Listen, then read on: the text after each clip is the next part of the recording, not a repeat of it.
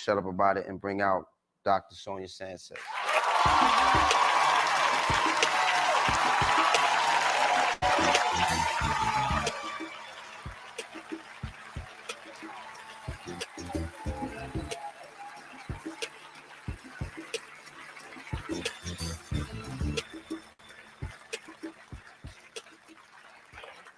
I like to read a poem that I did for a sister who took her child to a crack house and left her child. Poem for some women, I'm all right. I say, I'm all right. What you're looking at, I say, I'm all right. Doing okay. I'm still writing, producing on the radio. Who I fooling? I'm a little ill now. Just got a little Jones habit.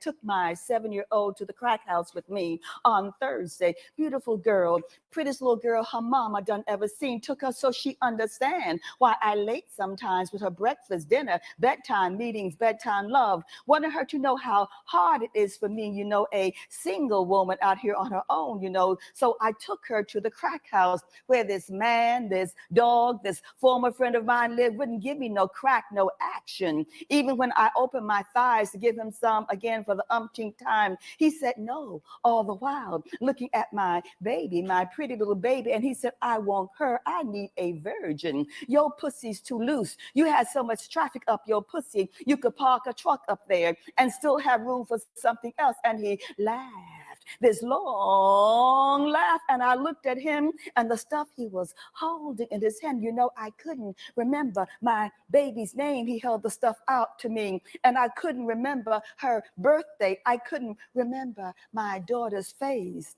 And I cried as I walked out that door. What's her name?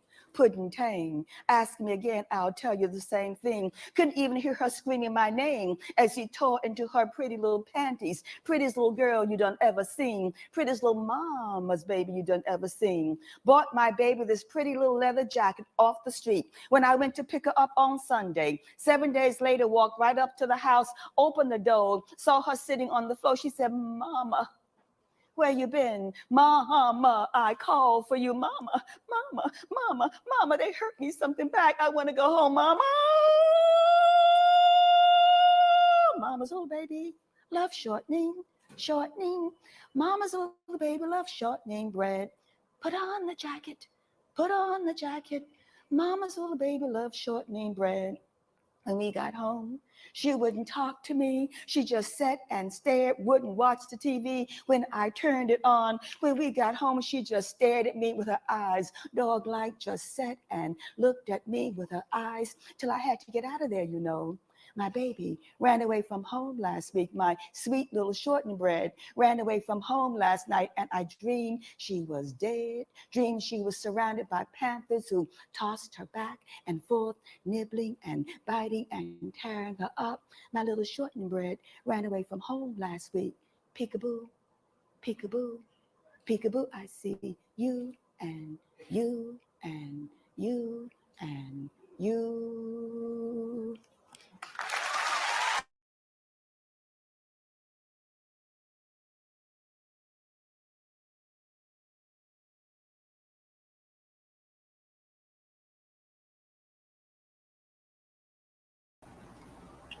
Well, peace, and power, elevation be to all you beautiful people out there. This your girl Tiffany coming through here live in effect. So as you can see, that was a poetry by Sonia Sanchez on Def Jam poem.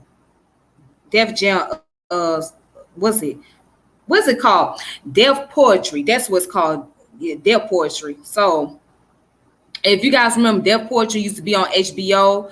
That was something that Russell Simmons did, and Most Def hosted that show. That was the show. I ain't even gonna lie. They had a lot of great poets on there. Saul Williams, Georgia Me, you name them all. Common was on there. Sonia Sanchez. So many of them. Even Kanye West had his early start on there. So, and Lauryn Hill, you name so many people, they was on their poetry. I thought that was a phenomenal show. I wish that show was still around to this day because that was one of my favorite shows to watch. Now, that goes into today's topic about Sonia Sanchez and the Black art movements. One of the reasons why, because Sonia Sanchez just had a birthday on September the 9th. All right, she just had the birthday. And also, for me, it hit close to home because at one point in time, I was into writing poetry. So I was a person that was a big fan of writing poetry and listening to spoken words. So I stopped for a while because I was on a writer block. And anybody that don't know what a writer block is, that means you done ran out of thoughts to write about. So I done ran out of so many things to write about to where I just stopped altogether. And then I put my focus on other things. So I haven't done it in like maybe 5 or 6 years now. So no longer than that. It's been about 7 years. Yeah, it's been about 7, 8 years since I've written a poem. So I haven't written a poem in a long time. In a very long time. As a matter of fact, I still got a list of poems that I wrote when I was 18, 19 years old. Like these were the poems that I've written. Very inspiring, very deep. So I'll read my poems to you guys one day. One day I'll read my poems to y'all, all of them. And, you know, you guys just let me know what you like about it. So, yeah, one day I'll read it to y'all. But, yes, the reason why, that's one of the reasons why I decided to do this video. So I want to go into the history about Sonia Sanchez and the Black art movement. So just give it a little background of what the Black art movement is. So the Black art movement was like a liberation art movement for Black artists who was into spoken word poetry, who was into writing poem, who was into doing artwork and visual arts and all of these different things. So it really started with Amiri Baraka. So Amiri Baraka, who is now an ancestor, he was a poet too. He was one of the founders of the B.A.M movement, which started in the 60s and up to the 70s. Okay, so it was like a revolutionary type movement for Black artists. All right, and they were very prominent. They played a prominent figure into the revolutionary scene, especially in the Black liberation movement, because it was like they gave life to the Black liberation movement. They gave some form of expression to these Black liberation movement. They helped inspire them, push them forward. So when the Black Panther was around and the Black Liberation Army and all these different organizations was around, they were behind the scenes. They were in operation. And so, yes. They played a very important role. So again, art is a very important role in our lives because we always use art as a way to bring about expression. As they say, art imitate life, right? So life itself is a form of art. And so we use the art to bring about expression, express ourselves politically, socially, and intellectually. All right. So art comes in different forms. It doesn't just come in pictures. It comes in writing. It comes in dancing. It comes in poetry. It comes in your clothing, the outfits that you wear, clothing design, fashion design. It represents art. It tells a story. It's a symbolism. So sometimes your clothes that you wear can be a reflection of how you feel and how you feel about yourself. It is a way of expressing how you feel about who you are and expressing who you are all together as far as your entire being. But anyways, let me go ahead and get started. So who is Sonia Sanchez?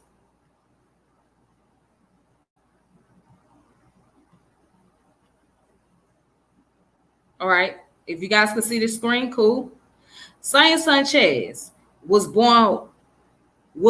Sonia Benita Driver on September 9th, 1934. She's an American poet, writer, and professor. She was a leading figure in the Black arts movement and has authored over a dozen books of poetry, as well as short stories, critical essays, plays, and children's books. In the 1960s, Sanchez released poems in the periodicals targeted towards African-American audience and published her debut collection, Homecoming, in 1969. In 1993, she received a Pew Fellowship in the Arts, and in 2001 was awarded the Robert Frost Medal for her contribution to the canon of American poetry. She has been influential to other African American poets, including Krista Franklin. Now let's go into her early life. She was born in Birmingham, Alabama, to Wilson L. Driver and Lena Jones Driver. Her mother died when Sanchez was only 1 year old, so she spent several years being shuttled back and forth among relatives. One of those was her grandmother, who died when Sanchez was 6. The death of her grandmother proved to be a trying time in her life, though only 6. Sanchez suffered from losing her loved one, developing a stutter that contributed to her becoming introverted. However, her stutter only caused her to read more and more and pay close attention to language and its sounds. And now see, in 1943, this was during the time of the Harlem Renaissance. In 1943, she moved to Harlem in New York City to live with her father, the school teacher, her sister, and her stepmother, who was her father's third wife.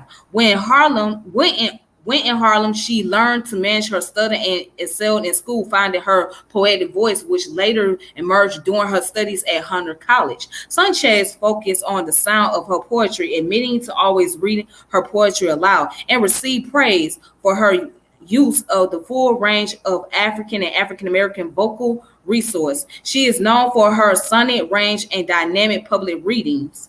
She now termed herself as an ordained stutterer. Sanchez earned a B.A. in political science in 1955 from Hunter College. Okay. Now I'm gonna say this: it's not easy. Being a person, it's one thing to write poems, but it's not easy to stand up and recite your poems or just do poetry in front of people, because that's where the anxiety kicks in. And so for her, by her growing up stuttering, she had to overcome her stuttering habit by reading aloud and being more confident. And again, that's not an easy thing to do. So some people don't like to do public speaking. Some people don't like to stand there and give some type of presentation or speech. And I'm one of those people. I don't like doing public speaking. Now, I would come on here and do videos more often because I'm in a position where I'm starting to be more comfortable doing it. But at one point in time, I didn't like to do videos like that. I didn't even like standing in front of people talking. But I had to learn how to become more comfortable in that type of environment. See, when you start to practice on your public speaking skills, or if you start to practice, you practice in the mirror. Just pretend like you're around the audience. Just pretend like you're in the mirror, just looking at yourself.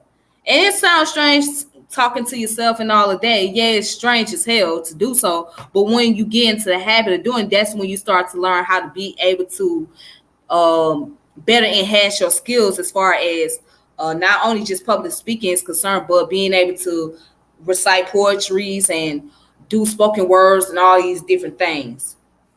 All right. So let's go ahead and continue.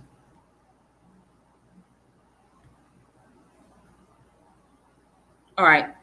So Sanchez pursued postgraduate studies at New York University, working closely with Louise Bogan. During her time at NYU, she formed a writers' workshop in Greenwich Village, where the Broadside Quartet was born.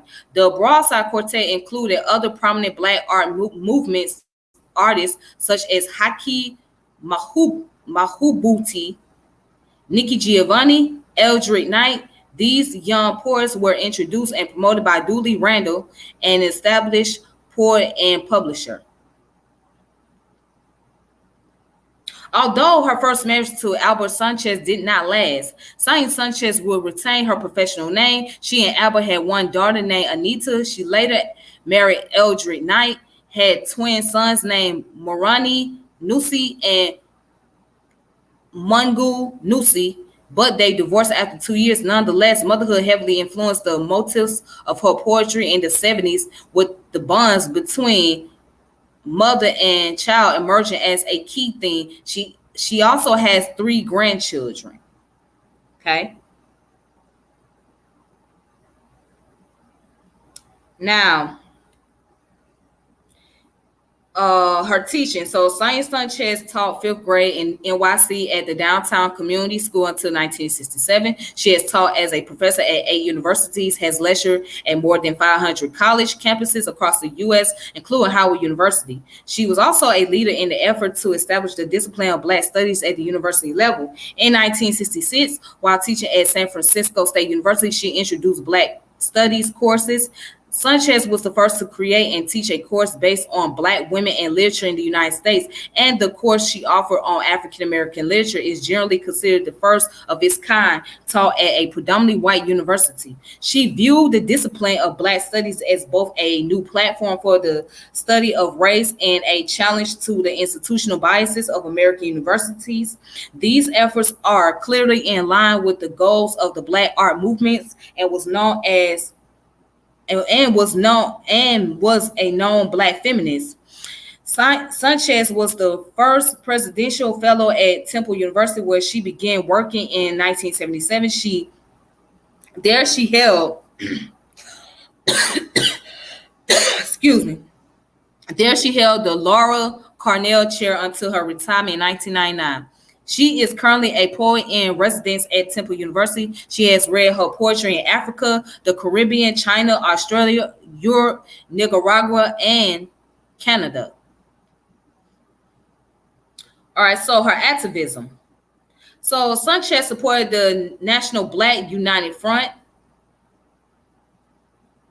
and that's something I'll go into later, and was a very influential part of the civil rights movement and the Black arts movement. In the early 1960s, Sanchez became a member of CORE, which is Congress for Racial Equality, where she met Malcolm X. Though she was originally an integrationist in her thinking, after hearing Malcolm X speak, Sanchez became more separatist in her thinking and focused more on her Black heritage and identity.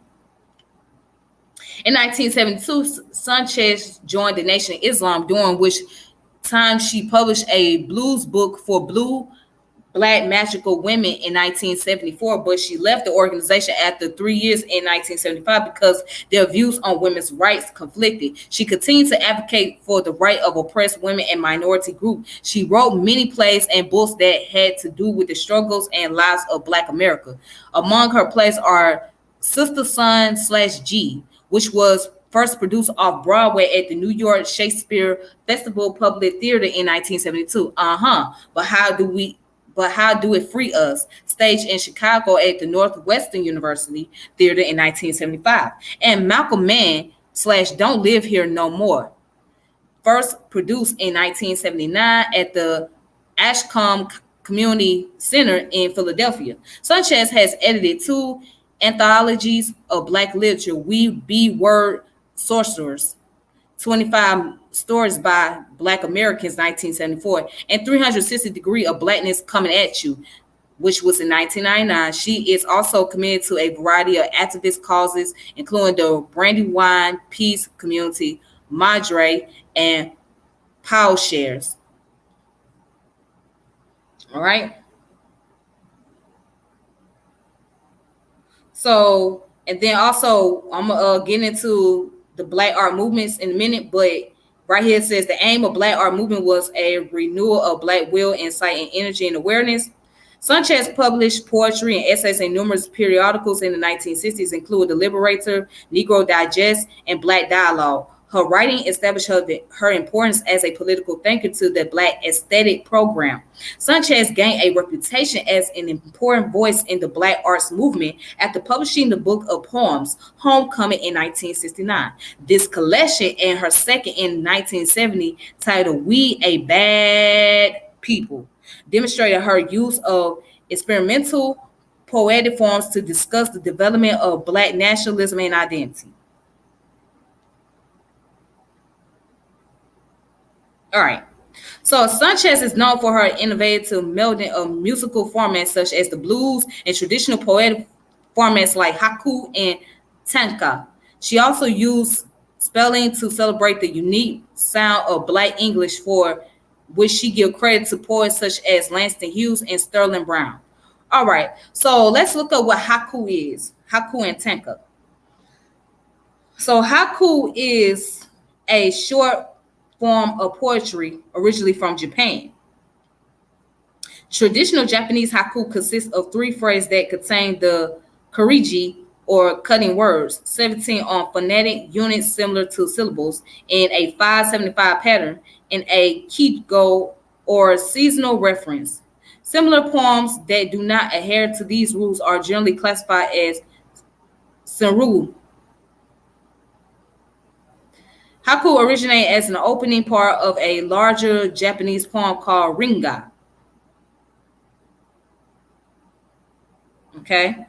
These haiku, written as an opening stanza, were known as huku, and over time, writers began to write them as their own stand-alone poems. Haiku was given its current name by the Japanese writer Masaoka Shiki at the end of the 19th century. All right, so again, haiku is a very, very short poem. So normally when you write a haiku, it's short and it doesn't rhyme. So there's an example of it on here. Let's go down to the example. So one of the best examples known haiku is Basho Opun. So as you can see, it's written in Japanese, but it's translated as Opun, frog leaps in, water sounds.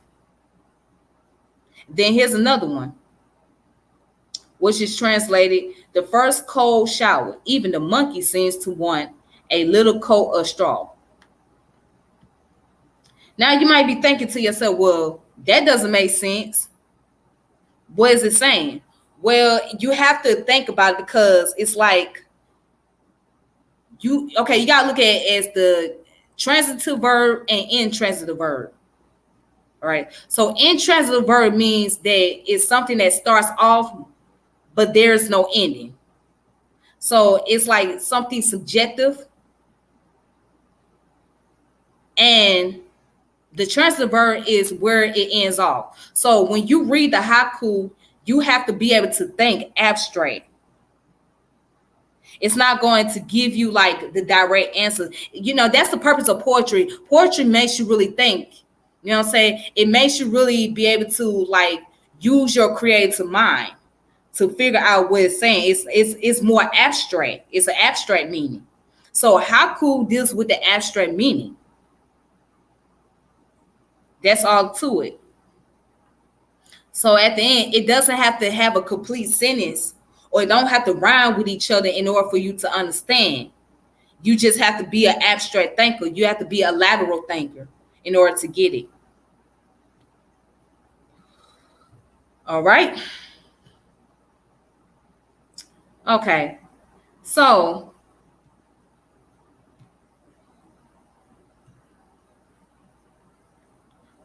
just going back now, let's go down further. It talks about her contemporary work. Her more recent contemporary endeavors include a spoken word interlude on Hope is an Open Window, a song co-written by Diana Ross from her 1998 album Every Day is a New Day. The song is featured as the sound bed for a tribute video to 9/11 that can be viewed on YouTube. Sanchez is currently among 20 African-American women to be part of Freedom Sisters, a mobile exposition initiated by the Cincinnati Museum Center and the Smithsonian Institute. Sanchez became Philadelphia's first poet laureate. After being appointed by Mayor Michael Nutter, she served in that position from 2012 to 2014. All right. So in 2013, Sanchez headlined the 17th annual Poetry Inc., at which she read her poem Under a Soprano Sky.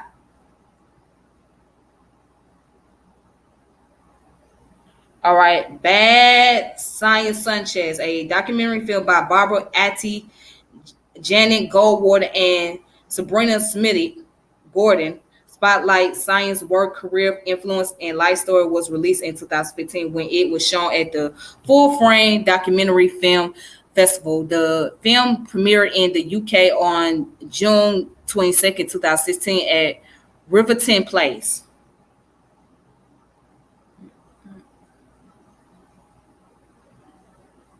All right, so these are all the awards that she had received at the bottom.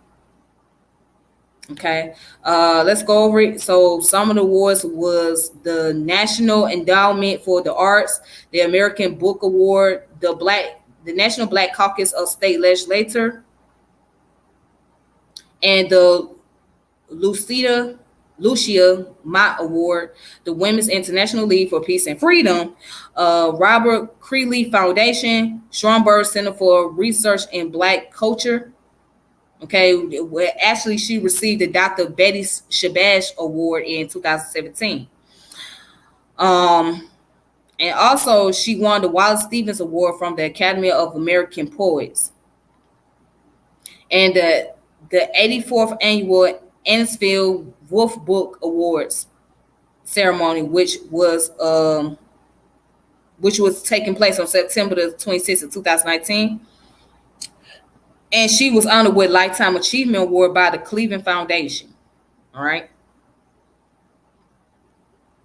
So here's the list of things right here at the bottom. You guys can read more into her biography. If you want to, just go on Wikipedia. You'll find out more information. All right. So peace, Brother Centavo. Thank you for coming through. Peace, peace, peace to you. And also peace to Brother Chauncey. Thank you guys for showing up, coming through, showing out. All right. So I'm gonna show you guys some books by Miss Sanchez.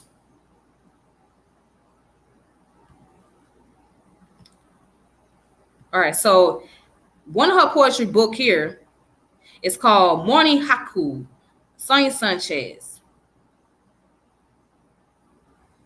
All right, so let's go down to, as a matter of fact, when did she write this book? So she wrote this book in 2010, okay? There's a saying, the best thing you can do is to be a woman and stand before the world and speak your heart. Abby Lincoln.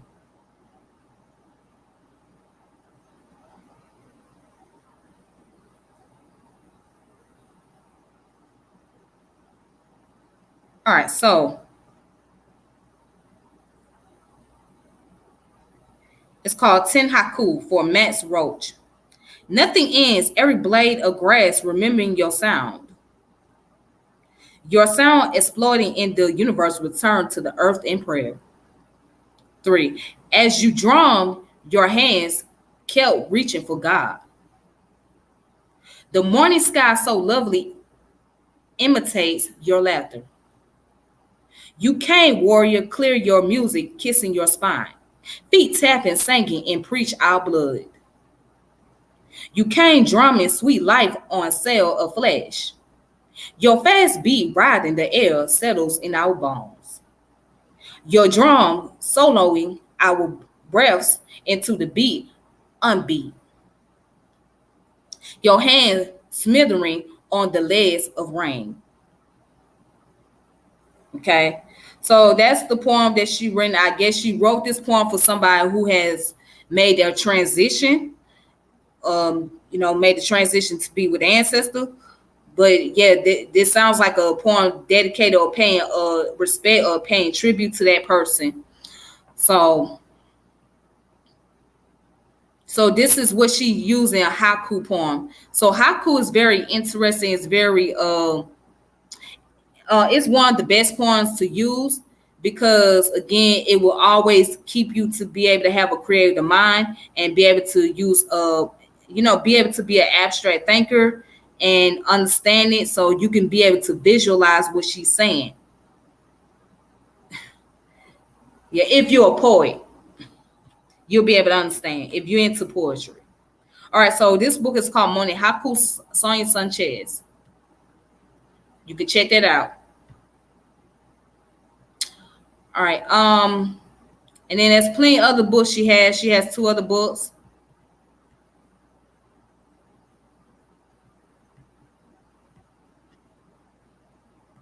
This book is called Shake Loose My Skin, Sonia Sanchez.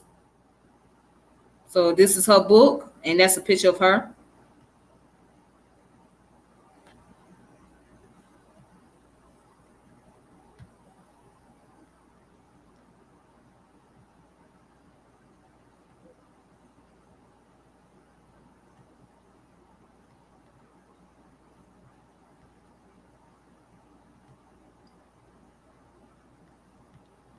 Then she got this book called Like the Singing Coming Off the Drum.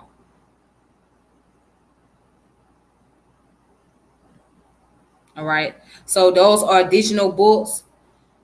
You can find them on PDF, ebook, which are digital books.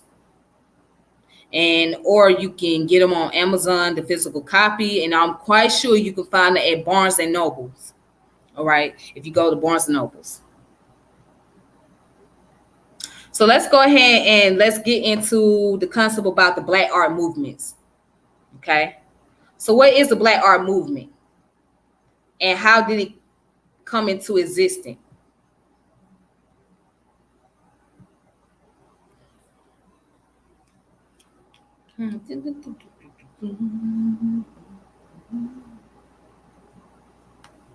All right. So what is Black art movement?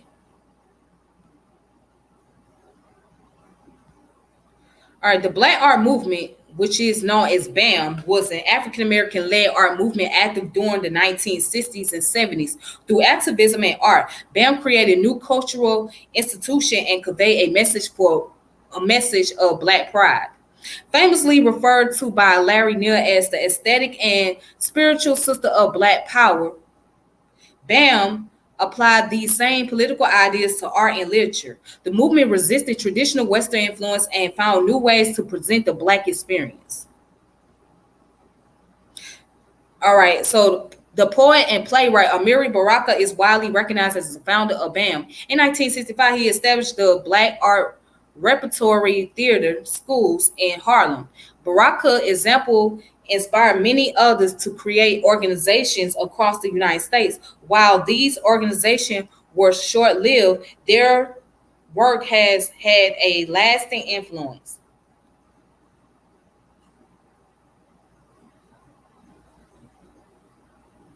Now, here's the background.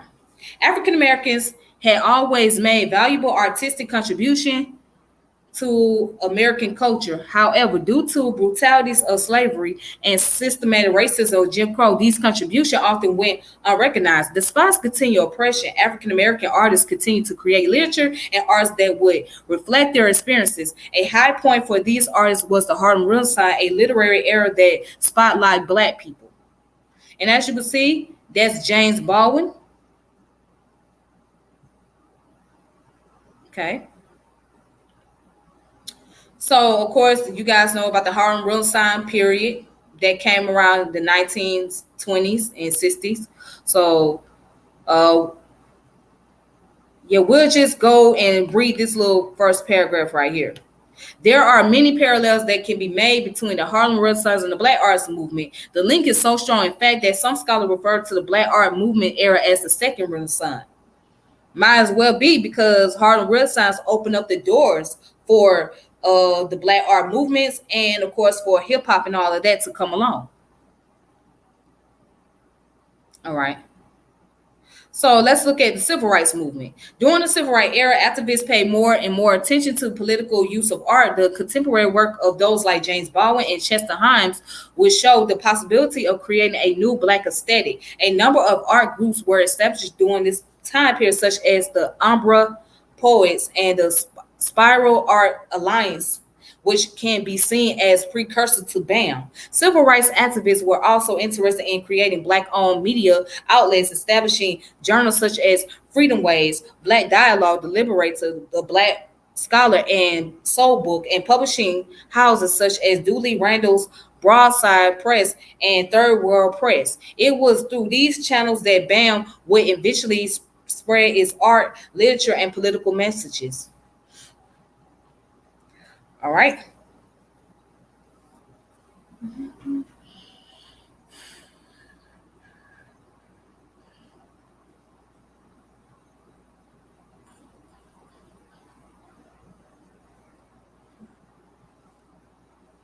Developments.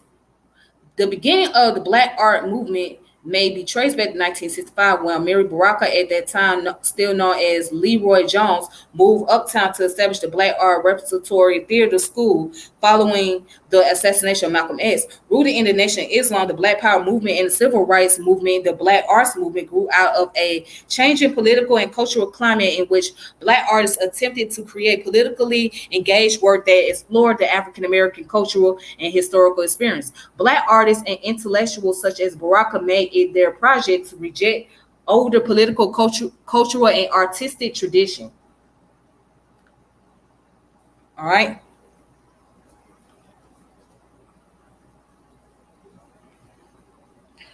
And it says, although the success of sit-ins and public demonstration of the Black student movement in the 1960s may have inspired Black intellectual artists and political activists to form a politicized cultural group, many Black art activists rejected the non-militant integrational ideologies of the civil rights movement and instead favored those of the Black liberation struggle, which emphasized self-determination through self-reliance and Black control over significant businesses, organization, agency, and institution. According to the Academy of American Poets, African-American artists within the movement sought to create politically engaged work that explored the African-American cultural and its historical experience.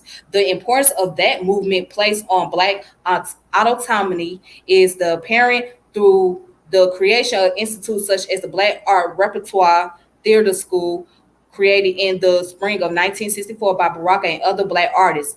The opening of BARTs in New York City often overshadowed the growth of other radical Black art groups and institutions all over the United States. In fact, transgressionals and international networks, those of various left and nationalist and left nationalist groups, and their support existed far before the movement gained popularity. Although the creation of BARTs did indeed catalyze the spread of other Black art institutions and the Black art movement across the nation, it was not solely responsible for the growth of the movement.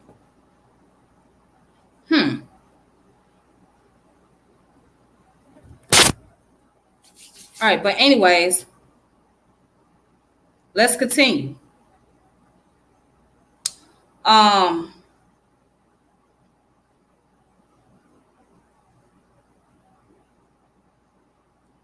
just gonna skip down a little bit.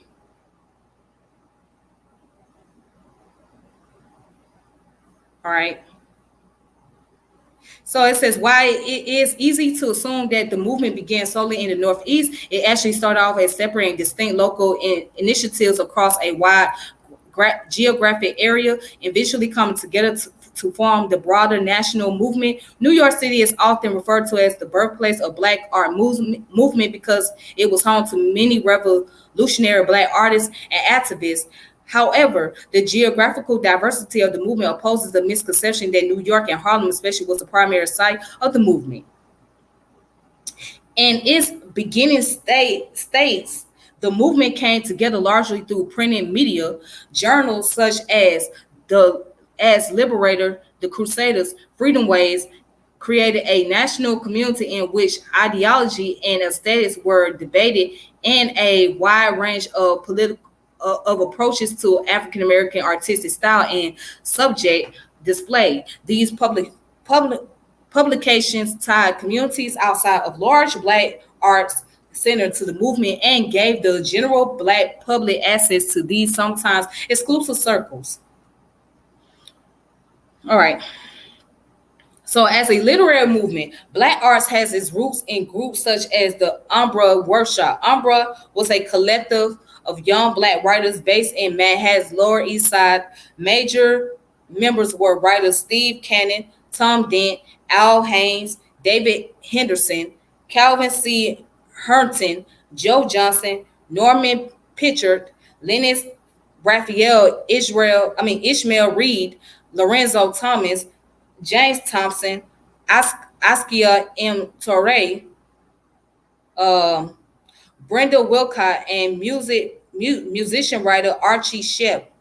Torre, a major shaper of cultural nationalism, directly influenced Jones, along with Umbra writer Charles Patterson and Charles' brother William Patterson. Torre joined Jones, Steve Young, and others at Bart's. All right.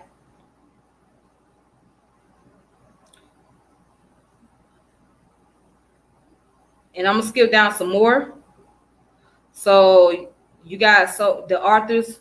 Another formation of Black writers at the time was the Harlem Writer Guild, led by John O. Killings, which included Maya Angelou, Jean Carey Bond, Rosa Guy, and Sarah Wright, among others. But the Harlem Writers Guild focused on Poe's primary fiction, which did not have the mass appeal of poetry performed in dynamic vernacular of the time. Poems could be built around anthems, chants, and political slogan, and thereby used in organized work, which was not generally the case with novels and short stories.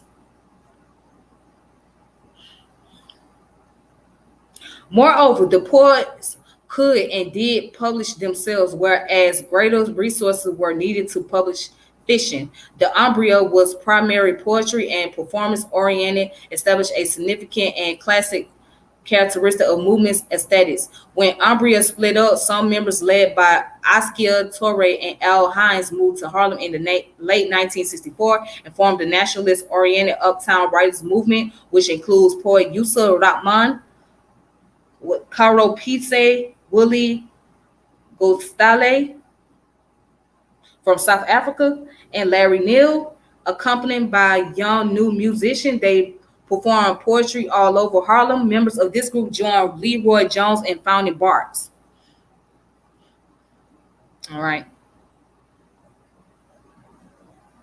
All right, so now let's go down here.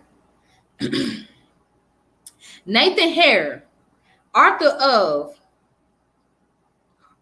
the Black Anglo-Saxon, 1965, was the founder of 1960s Black Studies. Expelled from Howard University, Hare moved to San Francisco State University, where the battle to establish a Black Studies department was waged during a 5-month strike during the 1968 through 1969 school year. As with the establishment of Black arts, which included a range of force, there was broad activity in the Bay Area around Black studies, including efforts led by poet and Professor Sarah Webster Fabio at Merritt College.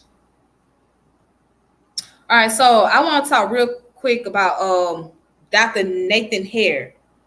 So Dr. Nathan Hare was the husband of the late Dr. Julia Hare. Dr. Julia Hare, if anybody known about her lectures and speeches like that, she was a community activist. Of course, I think she had a degree in psychology, if I'm not mistaken. But she was a very outspoken woman. Yeah, but her husband is Dr. Nathan Hare. He's still around to this day.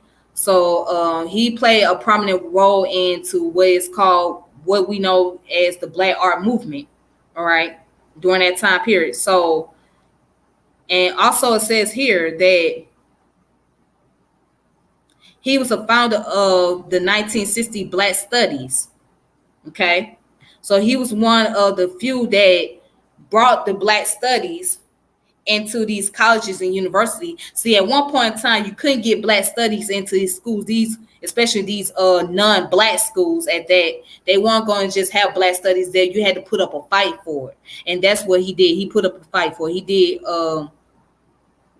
He and many others have introduced those studies into the college curriculum. Okay.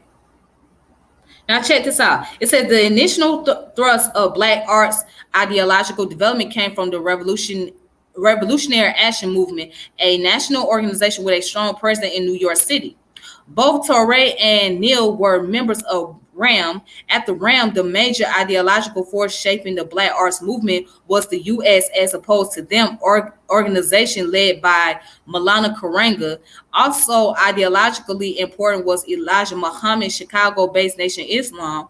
These three formations provided both style and conceptual direction for Black arts artists, including those who were not members of these or any other political organization, although the Black arts movement is often considered a New York-based movement. Two of its three major forces was located outside of New York City. All right. So,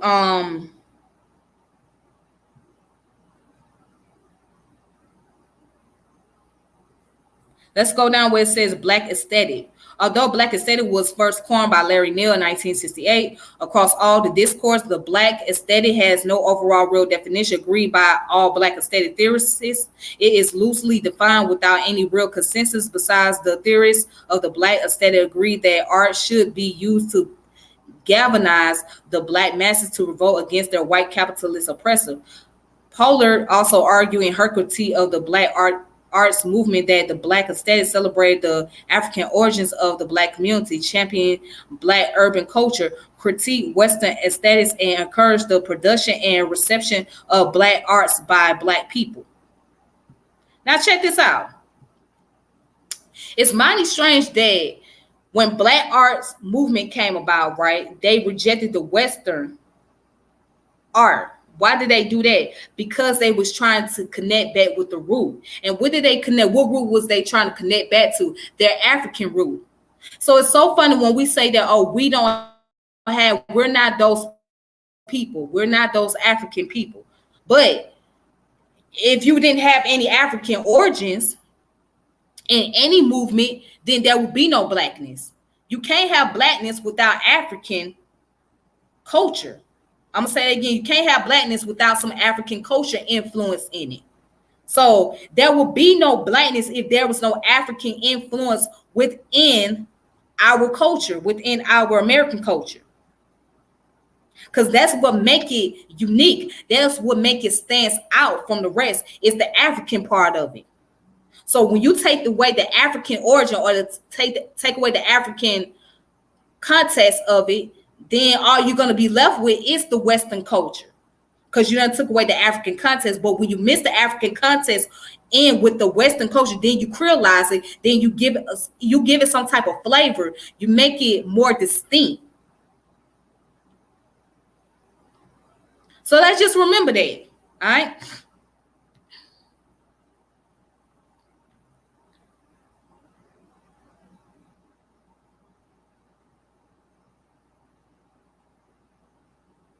It says in the Black Arts Movement by Larry Neal, where the Black Arts Movement is discussed as aesthetic and spiritual sister of the Black Power concept, the Black aesthetic is described by Neal as being the merge of the ideologies of Black Power with the artistic values of African expression. Larry Neal attests, when we speak of a Black aesthetic, several things are meant. First, we assume that there is already an existing for a basis of such an aesthetic. Essentially, it consists of African American cultural tradition, but this aesthetic is finally by implication broader than that tradition. It encompasses most of the usable elements of the third world culture. The motive behind the Black aesthetics is the destruction of the white thing, the destruction of white ideas and white ways of looking at the world.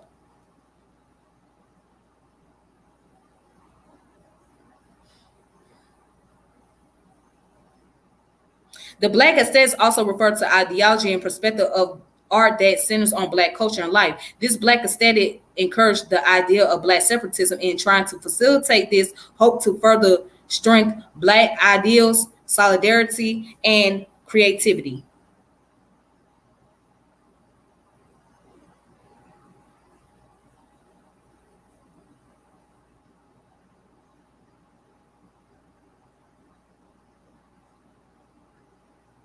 All right.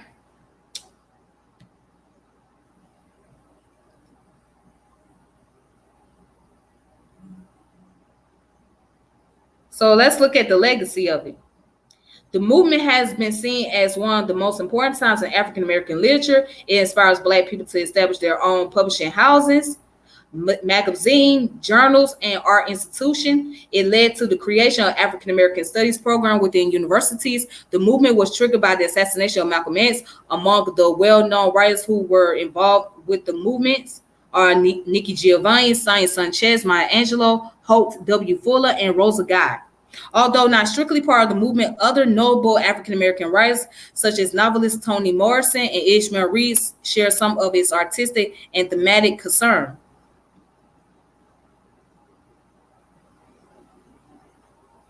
Although Reed is neither a movement apologist nor advocate, he said, "I think what Black arts did was inspire a whole lot of Black people to write. Moreover, there would be no multiculturalism movement without Black arts.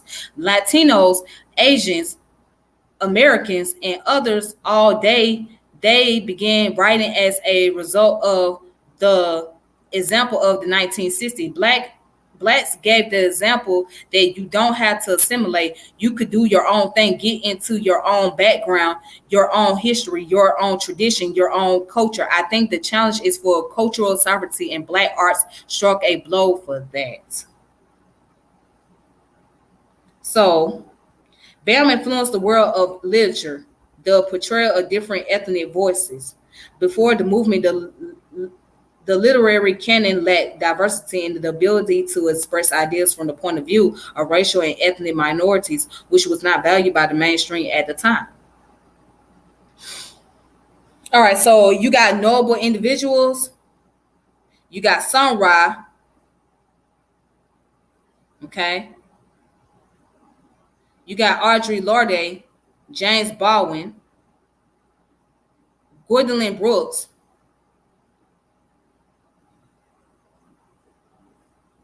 okay, Haki Maduhubuti, Hakeem Maduhubuti. You got Ed Bolins, Sonia Sanchez.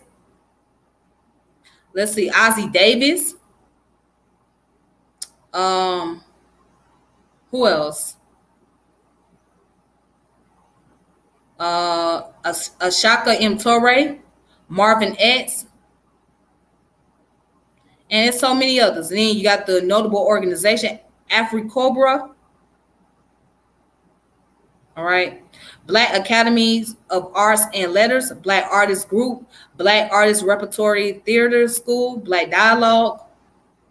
You got the Black Emergency Cultural Coalition, Broadside Press, Freedom Ways, Harlem Writers Guild, Negro Digest, Organization of Black American Culture, Soul Book, Soul, the Black Scholar, the Crusader, the Liberator, Uptown Writers Movement, Where We At. Okay.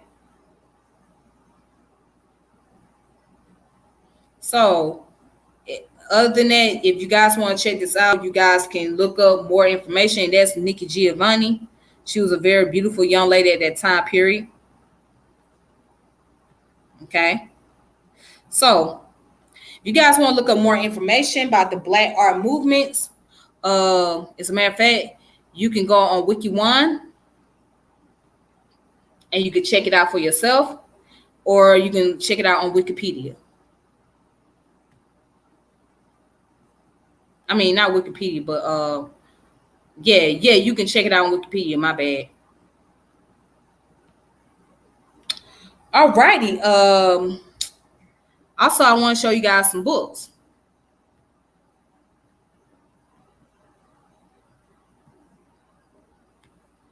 All right, so this is the Black Arts Movement, Literary Nationalism in 1960s and 1970s. James Edward Smithruss.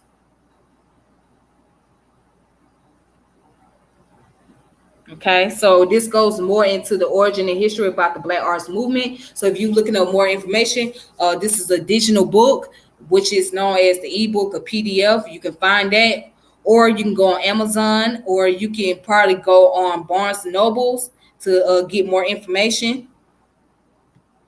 Okay. Then I have another one which is called the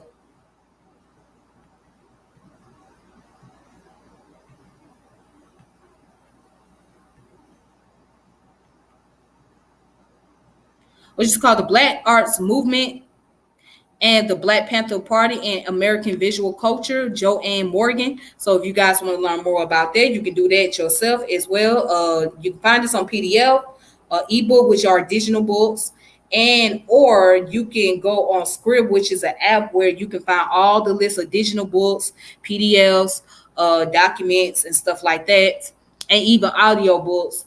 And you can find it on Amazon, or you can look it up at Barnes and Nobles as well.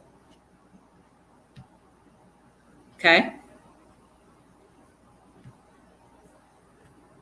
All right, then. So that's all I have for today. Thank you guys for watching. For those of you that was tuning in, watching, I really appreciate that. Thank you guys for supporting my channel. Thank you for hitting the notification bell. And whenever I come on, I thank you guys so much. For those of you that's just coming in, you'll have to watch the video from the very beginning to see what I'm talking about. So I'm sorry that if you missed it. Other than that, I hope you guys take it easy on yourselves. With that being said, may peace and power elevation be to you guys. And I will reconnect with you all later. So this is your girl, Tiffany, and I'm getting ready to log off. Until then, take it easy. All right. All right. Thank you so much.